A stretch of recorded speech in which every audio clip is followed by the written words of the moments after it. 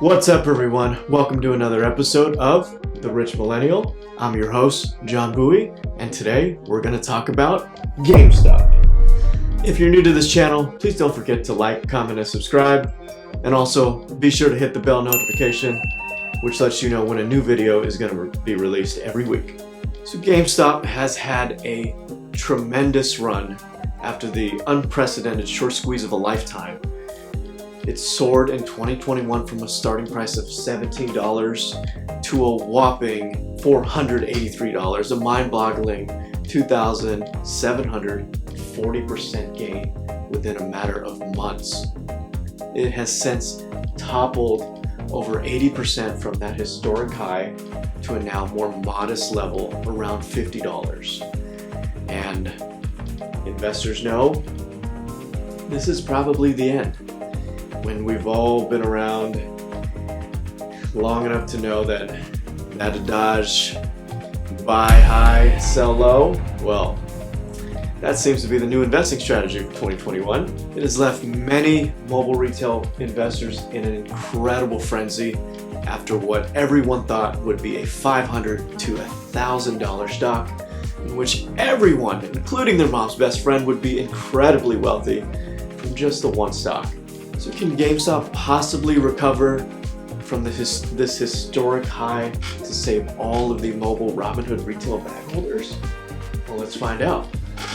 So first, let's talk about the short squeeze. The reason the last short squeeze was so phenomenal was that because there were actually 220% of shares sold short of the float. And this Cobra Kai-esque vice grip propelled the stock higher and higher after hedge funds were all immediately forced to cover their short positions. And after what seemed weeks of limitless, no-ceiling losses, the hedge funds began to cover their shorts, and now fewer and fewer shares were held short of the float. Today, there are only about 78% of shares that are sold short of the float. And this is far, far lower than what we saw weeks ago.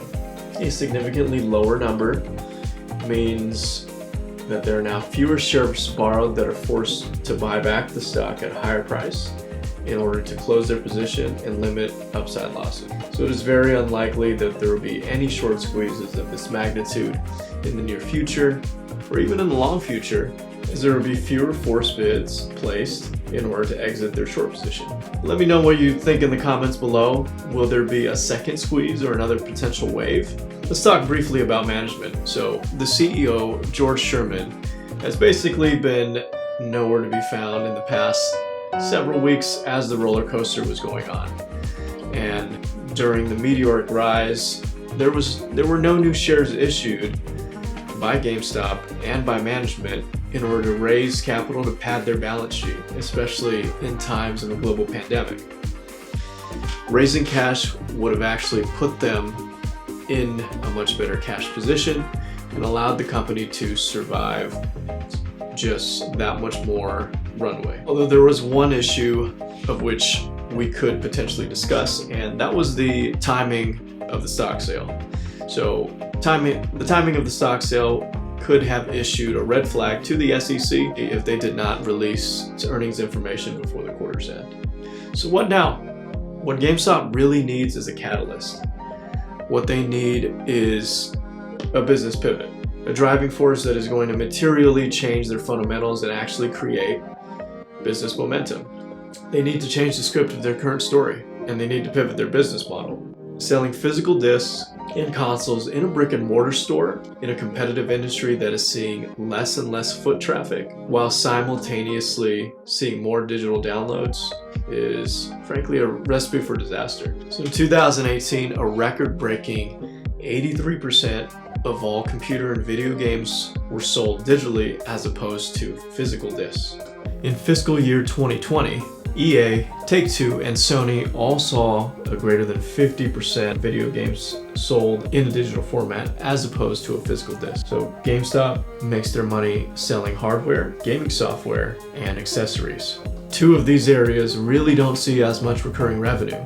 Talk about getting squeezed in. In terms of financials, GameStop's profit margin has been flat or declining since 2011. Their 5-year average recurring growth has been a negative 7%. These are not great numbers for a company in an industry that does not give an edge to the middleman. At this point, I just hope they own some Bitcoin. This is a great example of what a flash bubble looks like. A monumental rise is often accompanied by a monumental decline because the underlying business really didn't change. And all this speculation may be pointing to brewing sentiment throughout many other stocks and sectors. So will it go back to a high of $483 or maybe even eclipse $500? Absolutely not. Will it stay at its current level around $50? If investors are optimistic about future performance and management finds a way to meet those expectations, perhaps. But this could take years. Many would even argue that the intrinsic value to GameStop is no more than $35. So any premium to the $35 may warrant taking profits off the table. But what if you bought the stock at $100, $200, or even $300? The chance of recovery back to these levels based on fundamentals would be extremely slim. But on the other hand, if you are still courting the irresistible GME, perhaps you may be telling yourself, well, this paradigm shift will eventually materialize and maybe you'll live happily ever after. So, what do you think is going to happen at GameStop? Did you buy any shares from your meme overlords? Let me know down in the comments below. And if you've made it this far to the end of the video, we do thank you so much. If you received any value from this video, please share it with your friends. It really helps support the channel and boost the algorithm. And as always, remember to look both ways before you invest. Happy Year of the Ox, and cheers to a new bull market.